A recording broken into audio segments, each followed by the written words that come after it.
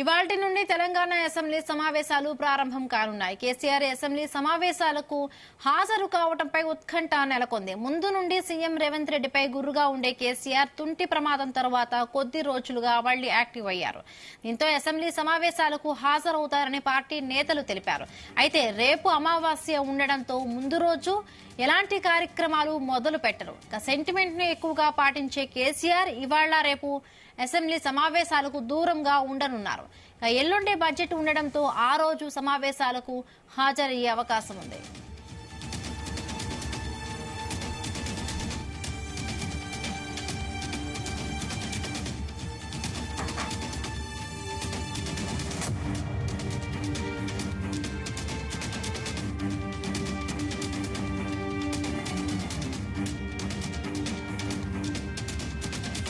ఇవాల్టి నుండి తెలంగాణ అసెంబ్లీ సమావేశాలు ప్రారంభం కానున్నాయి. కేసీఆర్ అసెంబ్లీ సమావేశాలకు హాజరు కావడంపై ఉత్కంఠ నెలకొంది.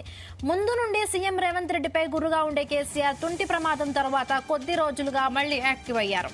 దీంతో అసెంబ్లీ సమావేశాలకు హాజరవుతారని పార్టీ నేతలు తెలిపారు. అయితే రేపు అమావాస్య ఉండడంతో ముందు రోజు ఎలాంటి కార్యక్రమాలు మొదలు పెట్టరు.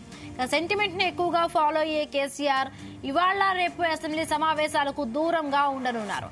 ఎల్లుండి బడ్జెట్ ఉండడంతో ఆ రోజు సమావేశాలకు హాజరయ్యే అవకాశం ఉంది. ఇదే అంశానికి సంబంధించి మరిన్ని పూర్తి వివరాలు మా బ్యూరో చీఫ్ నరేందర్ అడిగి తెలుసుకుందాం. నరేందర్, చెప్పండి, తెలంగాణలో బడ్జెట్ సమావేశాలు ప్రారంభం కాబోతున్నాయి. ఈ సెషన్స్ కు మాజీ సీఎం కేసీఆర్ హాజరయ్యే అవకాశం ఉందా లేదా? గుడ్ మార్నింగ్ విందు. మాజీ ముఖ్యమంత్రి బీఆర్ఎస్ అధినేత కేసీఆర్ అసెంబ్లీకి హాజరవుతారా లేదా అనేటువంటి ఒక టెన్షన్ వాతావరణం, జస్ట్ లైక్ ఒక ఉత్కంఠ అయితే నెలకొంది. ఎందుకంటే ఆయన తొంటి ప్రమాదం తర్వాత గాయమై తర్వాత ఆపరేషన్ చేయించుకొని దాదాపు 2 నెలల పాటు ప్రజాక్షేత్రంలోకి రాకపోవడం, రీసెంట్ గా అసెంబ్లీలో ప్రమాణ స్వీకారం చేసిన తర్వాత మొన్న తెలంగాణ భవన్ కూడా వచ్చారు. దాని తర్వాత ఆయన అక్కడి నుంచి ఒక ప్రెస్ రిలీజ్ కూడా చేశారు. లోపల ఇంటర్నల్ గా ముఖ్య నేతలతో మాట్లాడిన తర్వాత కేఆర్ఎంబి ఇష్యూతో పాటు మొత్తానికి రాష్ట్రంలో అవలంబిస్తున్నటువంటి విధానాలు ఇట్లాంటి అన్నింటి మీద ఎండగడతాము, ప్రజాక్షేత్రంలోకి రాబోతున్నాము, పెద్ద ఎత్తున రాష్ట్ర ప్రభుత్వం అవలంబిస్తున్న విధానాలపై అసెంబ్లీలోనూ అదేవిధంగా పెద్ద ఎత్తున బయట కూడా ప్రజల్ని మమేకమై ఉద్యమాన్ని రగిలిస్తామని చెప్పేసి కేసీఆర్ చెప్పినటువంటి సందర్భాన్ని మనం చూసాం. అయితే ఇప్పుడు బడ్జెట్ సమావేశాలు ప్రారంభమవుతున్న ఈ రోజు నుంచి ప్రధాన ప్రతిపక్ష నేతగా ఉన్నటువంటి కేసీఆర్ దీనికి ప్రధానంగా ఈ రోజు గవర్నర్ సంబంధించినటువంటి స్పీచ్ కూడా ఉంటుంది. దీనికి ప్రధాన ప్రతిపక్ష నేతగా కేసీఆర్ అలాగే ముఖ్యమంత్రి తదితర మంత్రులందరూ కూడా సభ్యులందరూ హాజరయ్యేటువంటి ఈ కార్యక్రమానికి హాజరవుతాడా లేదా అనేటువంటి సస్పెన్స్ నెలకొంది. వాస్తవానికి హాజరు కావాల్సిన అవసరం ఉన్నప్పటికీ కూడా అమావాస్య ఉండడంతో ముందు రోజు అదేవిధంగా రేపు ఇట్లా 2 రోజులు హాజరు కావట్లేదు అనేటువంటి సంకేతాన్ని అయితే ఆ పార్టీకి సంబంధించినటువంటి నేతలు ఒకరిద్దరు సెంటిమెంట్ ఎక్కువ నమ్మేటువంటి కేసీఆర్ దీన్ని దృష్టిలో పెట్టుకుని హాజరు కావట్లేదు అనే విషయం అయితే చెప్తున్నారు. వాస్తవానికి ఈ రోజు నుంచి ఒక వారం 10 రోజుల పాటు ఈ బడ్జెట్ సమావేశాలు ఉంటాయని కూడా ఇప్పటికే ఆ పార్టీకి సంబంధించిన కాంగ్రెస్ లోని సీనియర్ నేతలు చెప్తున్నటువంటి సందర్భం. బట్ ఇవాళ గవర్నర్ ప్రసంగం తర్వాత ధన్యవాదాలు తెలపడం, తర్వాత ఎల్లుండి బడ్జెట్ కూడా ప్రవేశపెడతారు. బడ్జెట్ రోజు కూడా హాజరవుతారా లేదా అనేది ఇవాళ రేపు అనేది దాదాపు హాజరు అయ్యే అవకాశం అయితే లేదు. బట్ బడ్జెట్ రోజైనా హాజరవుతాడా లేదా కేసీఆర్ అనేది చాలా మంది ఆ పార్టీలోనే కాదు బయట వాళ్ళు కూడా ఎంతో ఎదురు చూస్తున్నటువంటి సందర్భం. ఎందుకంటే బడ్జెట్ అనేది చాలా కీలకమైనది. ఎందుకంటే ఆయన 9.5 సంవత్సరాలు ముఖ్యమంత్రిగా ఉన్నప్పుడు 9 బడ్జెట్లు పెట్టినటువంటి సందర్భాన్ని మనం చూసాం.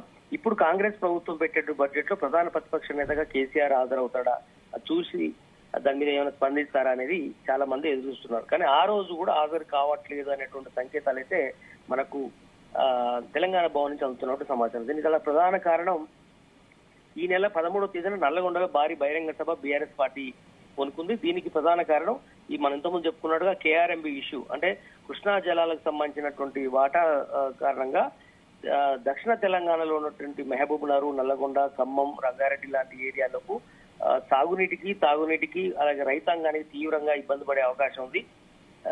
రేవంత్ రెడ్డి అవలంబిస్తున్న విధానం వల్ల కేంద్రానికి ఈ ప్రాజెక్టులన్నీ అప్పగించడమే కారణం.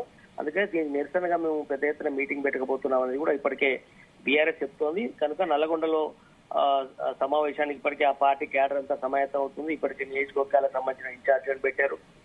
మొత్తం ఫోకస్ అంతా నల్గొండ మీటింగ్ మీదనే కేసీఆర్ దృష్టి పెట్టినట్టు తెలుస్తుంది. కనుక ఈ బడ్జెట్ సమావేశాల్లో కనుక హాజరైతే అది అటెన్షన్ డైవర్ట్ అవుతుంది అనేటువంటి విషయం మీద కేసీఆర్ గాని పార్టీలోని సీనియర్ నేతలు అనుకుంటున్నట్టుగా మనకు అర్థమవుతుంది.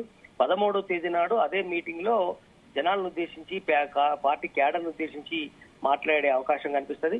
ఎందుకంటే రేవంత్ రెడ్డి ముఖ్యమంత్రిగా ఎట్లాంటి అవలంబిస్తున్నాడు, కేంద్రానికి ఏ రకంగా లోపాయికారంగా పనిచేస్తున్న లాంటి వ్యాఖ్యలన్నీ కూడా ఆయన ఖచ్చితంగా ఆరోపణ చేసే అవకాశం ఉంటుంది. అంతేవిధంగా కేఆర్ఎంబి ఏదైతే ఈ నీటికి సంబంధించినటువంటి వాటాలు ఇవి కావచ్చు, ఇవన్నీ ప్రాజెక్టులకు సంబంధించి కేంద్రానికి అప్పగించే ప్రయత్నం చేస్తున్నాడని కూడా రేవంత్ రెడ్డి కానీ కాంగ్రెస్ ప్రభుత్వాన్ని ఖచ్చితంగా తూర్పారబెట్టే అవకాశం ఉంటుంది నల్గొండ సభ నుంచి. కనుక ఈ బడ్జెట్ సమావేశాల్లో ఈ 5-6 రోజులు హాజరు కాకపోవడమే మంచిది అనేటువంటి నిర్ణయానికి ఆయన వచ్చినట్టు తెలుస్తుంది. ఒకవేళ 13వ తేదీ తర్వాత కూడా బడ్జెట్ సమావేశాలు కొనసాగితే, ఎందుకంటే బీఎస్సీలో మనకు బిజినెస్ అడ్వైజరీ కమిటీ అనేది ఉంటుంది. ఈ 2 రోజుల కార్యక్రమం అయిన తర్వాత నిర్ణయిస్తారు ఎన్ని రోజులు సభ నిర్వహించాలి, 10 రోజులు నిర్వహించాలా, వారం నిర్వహించాలని ఒక క్లారిటీ వస్తుంది. ఒకవేళ 13 తర్వాత కూడా సభ కన్నా కంటిన్యూ అవుతే దాని తర్వాత రోజు కానీ ఆ తర్వాత కానీ మరుసటి రోజు ఖచ్చితంగా, ఎందుకంటే రేవంత్ రెడ్డి కూడా చాలా సీరియస్ గా తీసుకుంటున్నారు ఈ బడ్జెట్ సమావేశాల్లో. కాళేశ్వరం ప్రాజెక్టు కుంగిపోవడం లాంటి ఇష్యూ, మేడిగడ్డ కాడది, అదేవిధంగా ఈ శ్వేతపత్రం కూడా మొత్తం వీటి మీద, ప్రాజెక్టుల మీద, విద్యుత్ మీద, వీటన్నిటి మీద పెట్టాలనుకుంటున్నారు. కనుక దాని మీద ఖచ్చితంగా కేసీఆర్ ని టార్గెట్ చేసుకొని, బీఆర్ఎస్ టార్గెట్ చేసుకొని రేవంత్ రెడ్డి మాట్లాడే అవకాశం ఉంది సభలో. దానికి కౌంటర్ గా ఖచ్చితంగా ప్రతిపక్ష నేతగా కేసీఆర్ కి అవకాశం ఇస్తారు.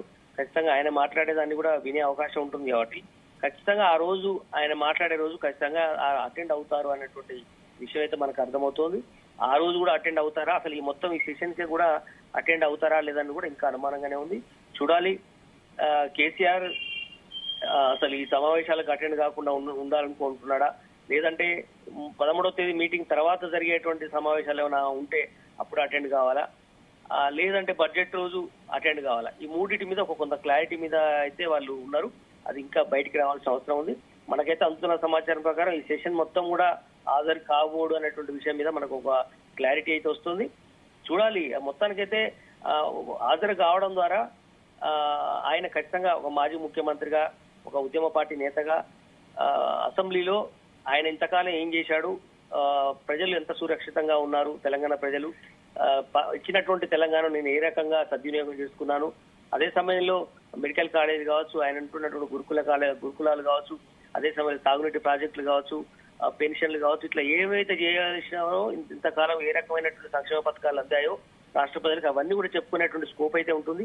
కానీ అవన్నిటిని చెప్పుకుంటారా, లేదంటే ఇప్పటికే ఆ పార్టీ ఇప్పటికే చెప్తుంది కాబట్టి పెద్దగా సభకు వచ్చేసి మంత్రుల ద్వారా లేదంటే రేవంత్ రెడ్డి ద్వారా వచ్చేటువంటి ఆరోపణలు, తిట్లను ఎందుకు అనవసరంగా భరించాలి అనేటువంటి విషయం మీద ఉంటాడా అనేది కూడా చూడాల్సిన అవసరం ఉంది. బట్ కేసీఆర్ అయితే ఏదో ఒక రోజు అయితేనే బెటర్ అని కూడా ఆ పార్టీలో కొంతమంది అనుకుంటున్నారు. బట్ అది ఏ రోజు అసలు హాజరవుతాడా లేదా కూడా ఇంకా మనకు స్పష్టంగా తెలియాల్సిన అవసరం ఉంది. Right, thank you Narender, thanks for the updates.